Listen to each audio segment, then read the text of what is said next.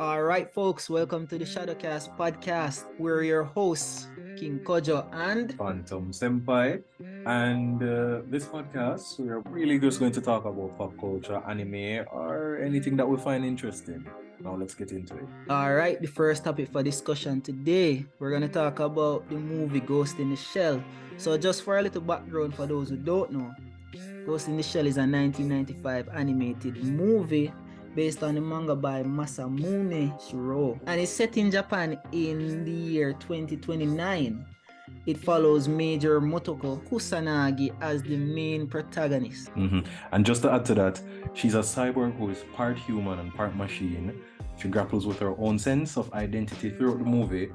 She questions whether her consciousness is truly her own or it's merely a byproduct of her cybernetic enhancements. The theme is further explored through the character of the main villain in this movie, which would be the Puppet Master, who is an AI entity that seeks to merge with a human in order to achieve true consciousness. So, what are your thoughts about the movie? All right, so in my opinion, I think it was overall a good movie. Very interesting. They touch on some, very deep and philosophical topics. However, I think it's a bit, I don't know, for lack of a better word, abstract. So a lot of it you wouldn't really get and you wouldn't really fully understand on your first viewing, or maybe even a second viewing. To be honest, after watching it, I kind of had to view some plot details online just to get a clearer view of what had actually happened. So because the way how the movie kind of structures is like you would have to have some pre-informed information. You'd have to have some knowledge going into it of what the movie or the series is about.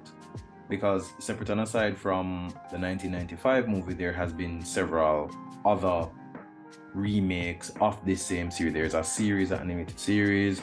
There's a couple others, but with this one is originally people would think is the first and the best. But with reading it, maybe it's because you're expected to have the knowledge of the manga before actually watching the movie. You'd have to be a fan to really get some of the thoughts and stuff like that. For me, the movie in itself was maybe a so-so for me too. I think maybe the reason why I didn't like it is because watching that movie for the first time in 2023, it kind of gives me a dull sense of what it really is. While the story is good and the action for its time, it still holds up to today.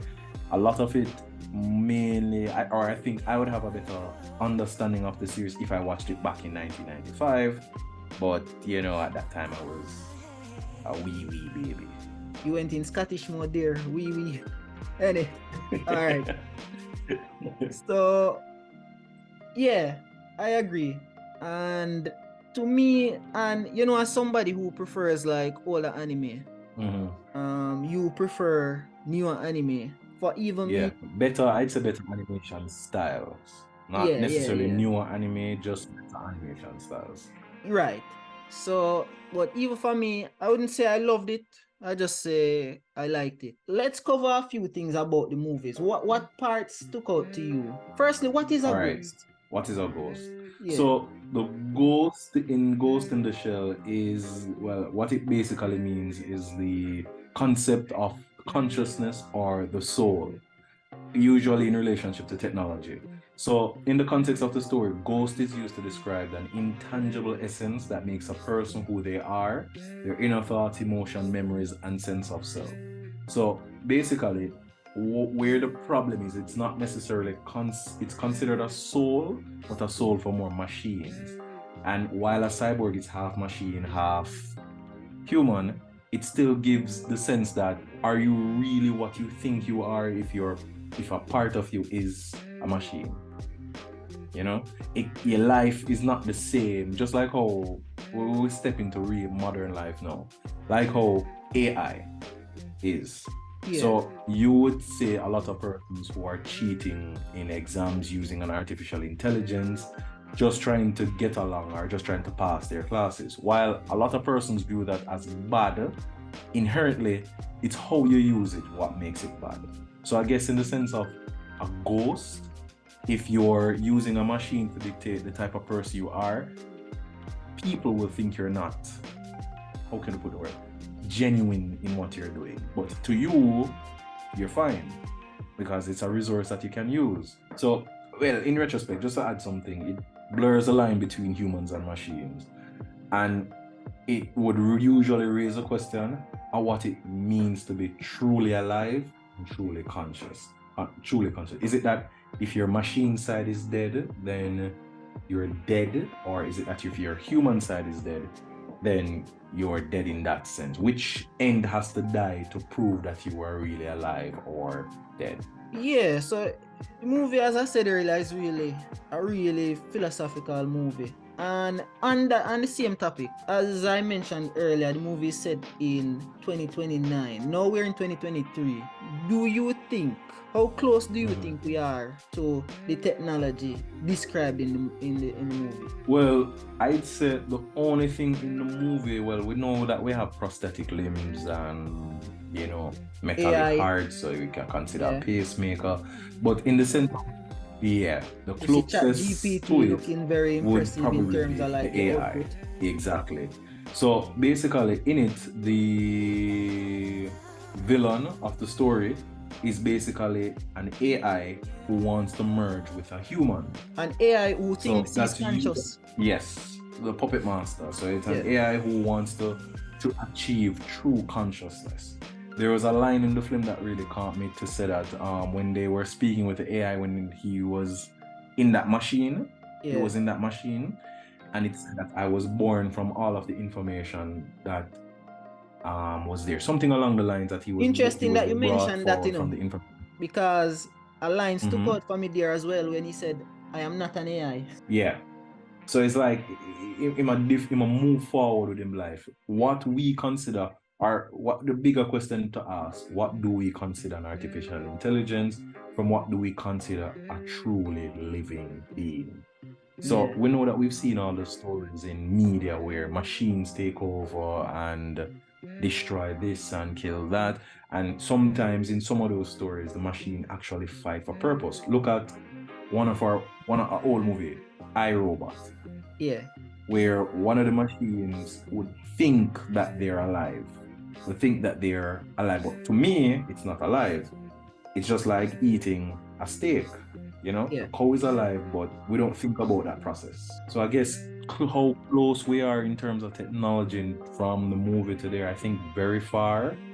But I think there are developments that are coming along with the Yeah, starting of the I AI. I just totally hope it agree doesn't. because current AI, even ChatGPT, I mean, it might seem like it might seem like it has consciousness, but really it's not. You know, it's really trained responses in that Yeah, there's no thinking process happening. exactly. It's literally just regurgitating information that was inputted in it by a human. So Correct. all the internet, the knowledge that is on the internet, Yeah. it's not a machine created that knowledge. So I would say us. we So are is it far really off. But then again, I don't know if you're aware of the story last we're year. close enough to start? No, I don't know if you're aware of the story last year. What story? There was this Google employee or ex-employee who came out and said AI has finally become sentient. So unless there are some things in the backgrounds that are in development that we're not aware of, I would say we're pretty far off from the depictions in the movie of where technology will be in 2029. In 2023. Yeah, that's right. No, 2020. Well, in 2029. I think the biggest part of the 2029, yeah, which is about what, 6 years from now. So I hope the closest we might go is that maybe that fully functional AI might come out and we might rely on it for certain day-to-day needs. But there is also a apocalyptic kind of view of it. To say it's the end of days time when we leave everything to a machine. But a lot of human progress starts from that. But yeah, it is. But overall, you have I'd to say look at it from at the beginning. It's really impressive how far we've come though. But again, I'd say we're not quite there. Cause I don't know if you know, but Elon Musk has a company where they're putting chips into people's brain, which is not exactly new per se. Because I remember even back in primary school, there were talks about people, moving things with their brain, with a chip being in their brain, and they can move certain prosthetic body parts. Were you aware of that from back in the day? Mm-hmm. Yeah. So Well, all I can say is that no, I wasn't necessarily with it. yeah. So I know Yeah, with it, that's it's one not. that's an area of specialization or research for one of his companies. So all we see all the things in the movie moving in that direction. But as I say, I still think we're a little ways off. Definitely not 2029 in my opinion. Mhm. Yeah. Okay, so what stood out for you in the movie mainly? Well, how far a cybernetic body can go. Like in the movie, we see a lot of inhuman feats where, with the whole team, everybody has a specialized ability in terms of how they do things. Um, the major actually said something in it about teams, how she wants her team in terms of diversity. Yeah. She normally emphasizes the importance of having a diverse team that possess different skills and background. One of the reasons for the diversity is that they can approach a problem from multiple perspectives and Yeah, create which is more funny or because have more that's like creativity. a lot of companies are saying that now, pushing that diversity. Yeah, and in that sense, it's like a human thing to do, you know. So while the machine brain have it to say that okay, everybody different backgrounds, even one of the guys in it, I don't remember his name, the funny one, which is mostly organic. The Yeah. only thing he has different is that so he has more of a humanistic approach to it, like a more mortality kind of vibe, on the Yeah. basis that he's mostly flesh. Yeah. While the rest of them, when they go through, they fight and when them do anything that they do, they literally just go back to the shop, get a skin draft, and then they're fine. You Yeah. know. So I think with it, one of the biggest parts that stuck out with me was a team. You know, the dynamic of the team, bringing everybody together with different backgrounds and perspectives, so that they can work more efficiently and communicate a lot better.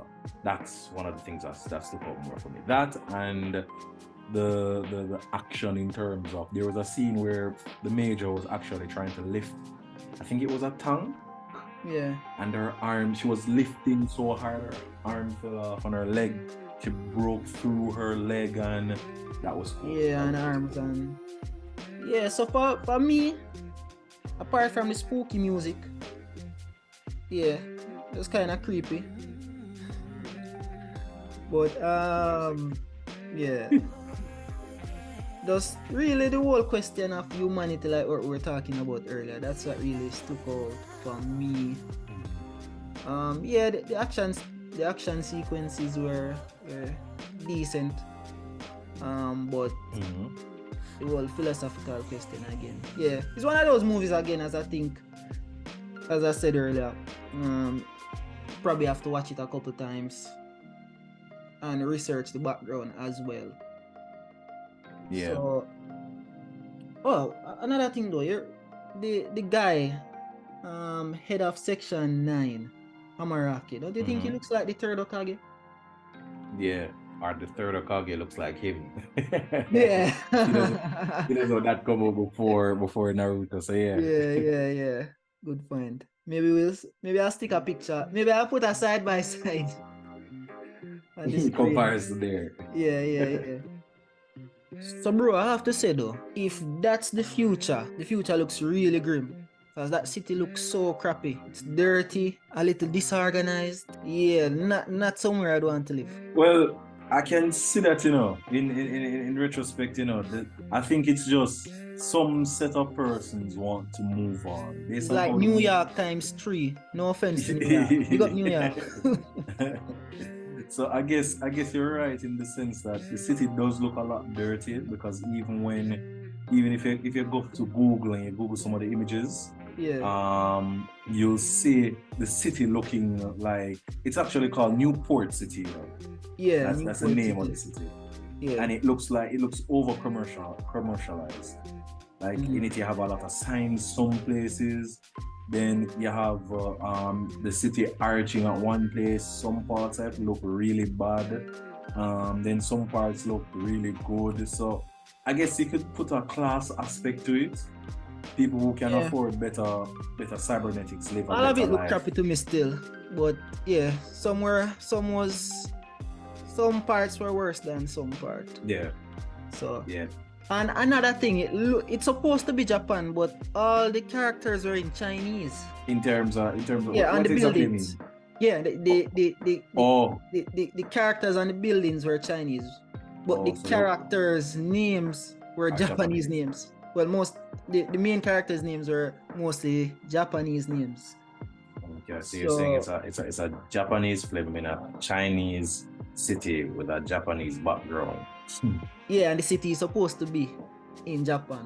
In Japan. So yeah. I guess that's what After people that, want. realizing that, Mhm. I went and checked and I realized it's supposed to be Hong Kong. But if it's supposed to be modeled off Hong Kong, but they kept all the characters, but maybe I'm too nerding out over that part, but yeah. Could be. Could be. It's interesting for its time. We can't say that much. In the current market, no, it's not that new, you know? Yeah. Writers will do a lot of things in terms of Another thing is as if what's his name? The one in the glasses. the glasses. Yeah, the one in the glasses. The one that rescues Major. You're talking the guy with the cybernetic eyes. It's Yeah. not glasses, you know. Oh. But yeah, we know who we talk. We know who we talk. Yeah. It's just me and he has a little crush on Major. Well, I think you could see it as that, but based on how she sets up her team, yeah, I don't think it's a crush. I think it's more of a nature to protect. Because remember what or I a said little earlier. lost because she's basically half naked all the time. True, but remember, in relation to the series, yeah, the whole concept of it is diversity. Back to the whole diversity part of it. Yeah. So I don't think they would have somebody that it's a love thing. I think maybe the background for this character is more like a protective father than a love interest, if you think about it. Yeah. Because she's the lead and everybody else are men.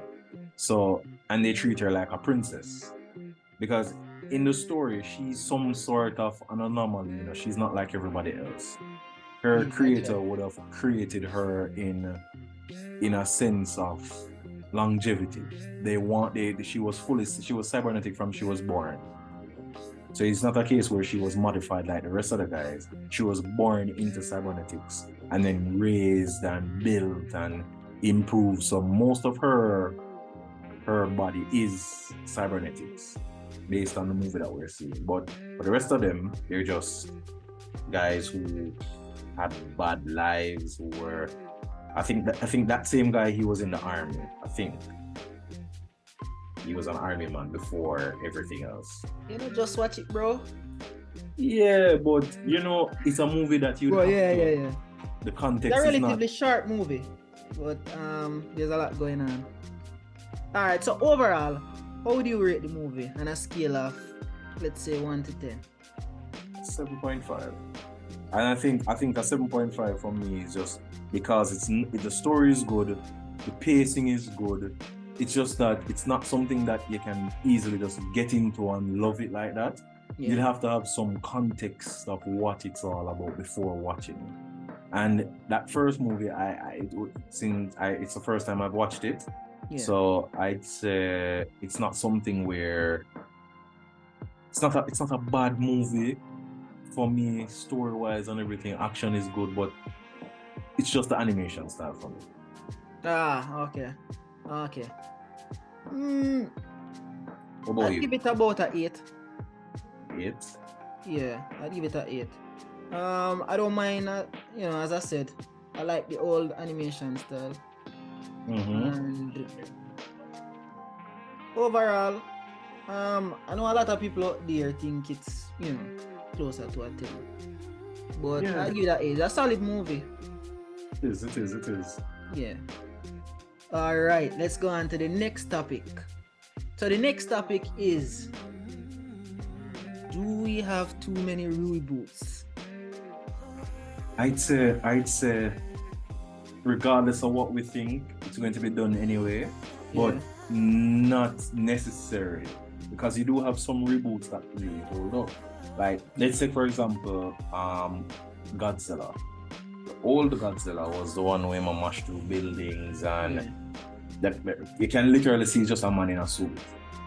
The new one that came out was actually really good, you know, in terms of, and well, now we reach a stage in cinematic technology where we can animate whole cities being destroyed and, you know, it looks good. So I don't think all of them are bad, but I think some classics should just stay because look at Dumb and Dumber with Jim Carrey. Dumb and Dumberer. Dumb and Dumber. Yeah. And with Dumb and Dumber, you can see that Jim Carrey was really an exceptional movie. But when we moved from Jim Carrey and we started the two no-name actors, which I think we know them, but they weren't good because you can't replace Jim Carrey. You'd have to go into that role with something better. And I think once a movie has that exceptional depth to it, you can't really pull it by just recasting somebody and then using the same story again. Yeah. Alright. My take is it's not as bad as, you know, people generally make it out to be. Because what's a reboot for you Might just be a is starting thing new for to the somebody. current generation. Yeah. I'll give you an example. Remember Charlie and the Chocolate Factory from 2007? That was one with Johnny Depp. Yeah. For us, that is our Charlie and the Chocolate Factory. And you're saying that I get what you're saying. Yeah, so that is our Charlie and the Chocolate Factory. For my younger siblings, the Lion King remake is their Lion King. Yeah. The remake to us. Yeah. It's and, older. but for them, Watch it's the a real animated one. But to them is the first one. So to me, it's a good thing in that it's good in reintroducing a story to a new generation. Because honestly, how many of the younger kids would have watched the original version of these? Some would. I think a lot would, you know. Based on how we have like we have Disney Plus and we have a lot of streaming services around. Yeah, agreed. But it's different when there's a theatrical release. Yeah, true. But with it still, you know, we can remaster and re-release these movies. Disney can make a ton of profit from these movies over and over And again. They do. Just like Cinderella, like literally they bring movies from the quote-unquote vault and then they re-release them like Cinderella, Snow White, Sleeping Beauty. And those movies are old as shit. So for say, okay, all right, we're gonna take it and it can be done. But I think for reinstating or re-establishing the story for a newer generation is good. Look at the Super Mario movie. The Super Mario movie that we know was a live-action garbage take of Plumbers in New York. It was trash. The movie was terrible. The infamous. Yeah. How everybody looked and it was terrible. But the new one, it went to an animation style. The movie has gotten really good reviews. So I don't think a remake or a reboot is a bad thing. Nah. I think it's just. It's both. I think we can agree. You can view it from both sides, but I would say overall, I don't think it's a bad thing. Sometimes, because look at it this way: even if you are a fan of the original and the new one is, you know, crappy, you still have the old one. Because for me personally, let me tell you something. You see, Transformers 3, 4, and 5, as far as I'm concerned, no, 4 and 5. 4 and 5, yeah. It's alright. As far as I'm concerned, those don't exist. Because of Shia LaBeouf. How do they exist? How do they don't exist? And I'm talking about it. I don't know, but they don't exist in my world. And I think the reason for that is the absence of Shia LaBeouf. And and it started with 3, but I still accept 3. It started with 3 because Megan Fox was gone, and and they recasted what's her name? I wasn't feeling. 3 is my least favorite of the ones that do exist. Really? Yeah. My favorite is 2. I don't know if it's because remember we had watched that in the theaters. But we watched 3 in theaters too. Without me. But I don't remember if you were there. But we remember watching. No, I'm telling you, I wasn't there. If you never did it, you never did it. But we didn't know. You sure? Nah, man, I wasn't there. For 2, definitely. You were there. I was there. So, and that was a good vibe. So that's possibly why 2 is my favorite. But I love 1 as well. Awesome. Like those graphics at the time, crazy. Crazy. So yeah. So that's our take on that. Anything else you want to say about that? It's fine. I take the same thing. It just depends on context for me. Yeah. If the movie did exceptionally well and you're redoing the movie, I think there has to be an element of surprise. It can't just be recasting somebody else to do the same movie, because a lot of persons will have an understanding going in. And while for part of the generation is that we have to be nurturing a new generation, and they will look at the Teenage Mutant Ninja Turtles movie, the one previously, and then the new one. I prefer the new one based on the action and all of the things that went into it. But a lot of persons said it was a trashy remake, which kind of weird to me, because it was you see, it's hard to please the old fans. The odds are against you. Yeah, going in anyway. Yeah, it's already against you anyways. But in my opinion, sometimes the newer ones are better. Sometimes. I think it's easier to understand when a generation of actors have just can't play the role anymore to recast them, because even with the X-Men and the Star Trek movies, when we move from Days of Future Past with the X-Men, and then the new Star Trek movie, I think it came out in 2017, where they recasted everybody. A lot of persons had mixed feelings about it, but it wasn't necessarily bad feelings, because on the basis of the actors that were acting in the previous movies were some from the 90s and so forth. So changing it now, it just seemed right. Because everybody loves Spock.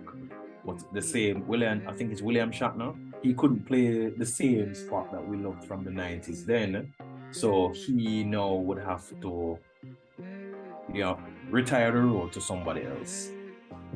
Sometimes a little, fresh blood is good. All right. So on to our final topic for today. So you've brought to my attention that Ash, that is Ash from Pokémon, and Pikachu are finally leaving the series. Yeah, 20 plus years. By the way, I realize his name is Ash Ketchum. Yeah, we are Oxley. Ketchum? Because he's trying to catch them all. But separate aside from that, that's a question you can't ask. That is something where it was clearly obvious. I remember joking that his name was Ketchup younger, because it's honestly, I'm not sure I caught the joke at the time. Yeah, I didn't honestly, catch it. At the time, I'm not sure I caught it. Yeah, I didn't think I catch it at the time. But growing older and realizing, saying it, it's lame when you think about it. Standard. Kind of lame.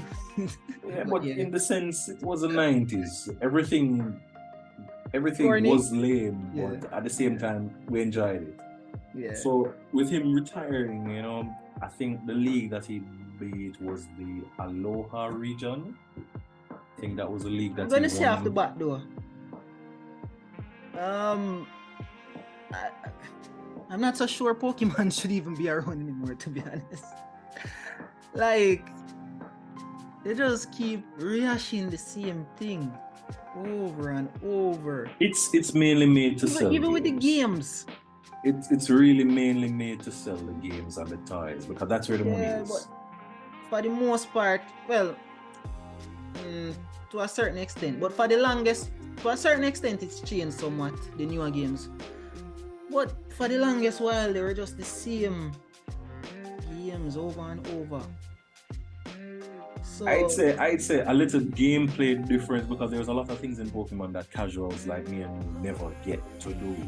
Because there were certain tricks in it where you would have to do something at 1 a.m. in-game time. And then those were things that were scary to me because I did not know that you would have to stay at a location at 1 a.m. to get certain things and do certain missions. We were just running through trying to beat the elite. oh yeah, man. A lot of things in the game. If somebody didn't tell me that you could do that, how would I know? We wouldn't because we don't have YouTube Even tutorials with like the we Reggie did Ice, back then. at that time, getting the Reggie Ices. Well, the Reggies, not the Reggie Ices. Reggie Rock, The Reggie Reggies. Ice, Reggie. Yeah, Rock. we know Reggie Rock, Reggie Ice, Reggie Steel. I think Yeah, that's how their how names could you were. ever know that that's what you're supposed to do? We wouldn't. Yeah, and it was cool when you found out, but It was more like a chance thing. So with casuals, I don't think I've ever beaten a Pokemon game before. if by beat you mean catch all the Pokemon, then definitely not. No, not even catching all of them because it's not about catching, it's beating the game, beating the Elite Four and being Oh, a you never done that? Pokemon master. No, I've never done them. Really? Any one of them. Any one of Damn, you're them. lame. Really? Any one of them. Never.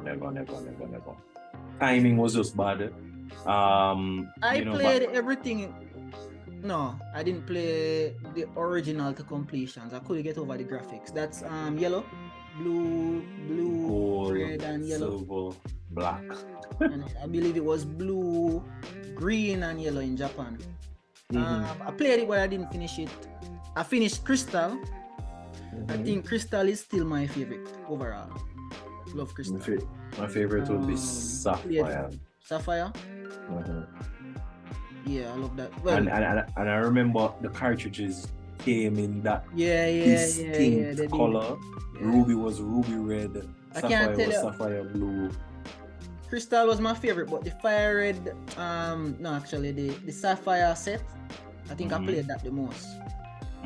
Yeah, I finished that a couple times as well. But I stopped at Diamond and Pearl in terms of me playing them casually. Yeah. I started it and I never even finished the game. But yeah, back to the topic at hand though. I don't know. I just think some series go on too long. Yeah, you would not say that. Then again, I grew out of Pokemon a long time ago, so maybe that's why I was surprised to know it's still going on. True. So I don't know, maybe with Ash and Pikachu leaving, there'll be like a whole new dynamic in it. I don't know, but yeah, I think this series has gone on too long. Yeah, I just think if it works, it works. You know. Yeah, people are still interested. Kids are still interested. So, I guess it's one of those situations where it's not broken, why fix it? Because at the end of the day, a lot you wouldn't say a lot that about Dragon Ball Z. Of course, I would. I think so. But you watch Super? I didn't think there should have been a Super. Really? Yeah. Well, Super was good. Yeah, but really good. It's not even a matter if it's good or not. But as I was saying, like we were talking earlier, I was saying there comes a point where the more you add on to a series, it waters down the series. So you have like, for example, Death Note. What was it, like 30 plus episodes? Complete a storyline and just done. Retire that. Good. But they did bring it back. As a live action? No, not in terms of bringing back light. There was another version of it where someone else found the Death Note after light. So really? Yeah, there was. How many episodes? Nah, I didn't know that. Manga. It's a manga. Manga only? Yeah, manga I only. mean, that's not too bad. But we're talking about when you're talking about series after series, episode, season after season. Yeah, I think it cheapens the series. But yeah, that's my take. I wouldn't think. I think it just depends on how, because How they approach it. because Fair enough. Fate Stay Night. You know what Fate Stay Night is, right? No. There's literally, if you Google Fate Stay Night right now, you would see crazy amount of series. I've tried to watch it, and the watch order for it is crazy. There's so many places to start.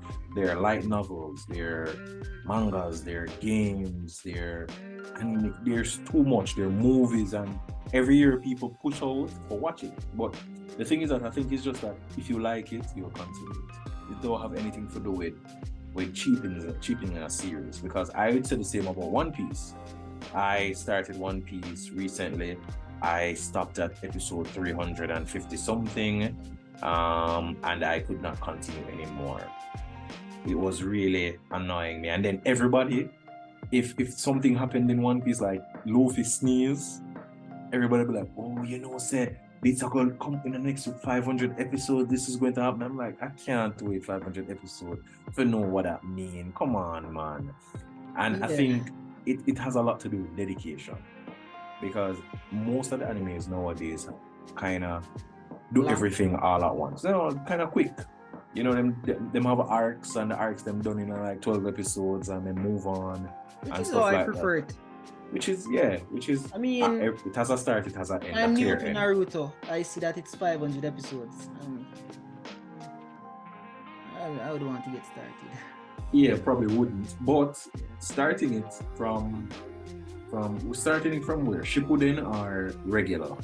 Either way. I think it depends, because it all depends on what you're in it for.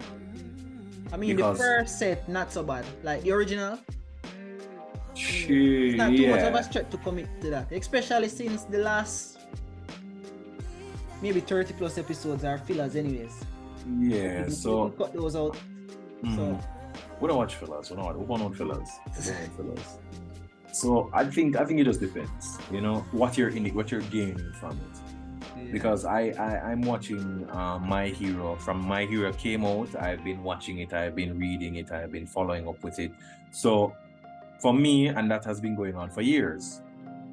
And as soon as one season drop, watch it off, and then I'm bored for the rest of my life. So I guess it's what you're in it for. I don't think it has anything to do with really cheapening a series for me. I think it has to be with what really are you watching it for. Yeah. All right, cool. Fair enough. Mm-hmm. If we post this on YouTube, if you're listening, let us know what you think. Yeah, what would be your answers? Not just about that last topic, but Ghost in the Shell as well. What do you think about it? Let us know. Yeah. Put it in the comments below. Yeah. Yeah, and what you think about reboots as well. All right, that being said, it's been the Shadowcast podcast. We've been your host, King Kojo.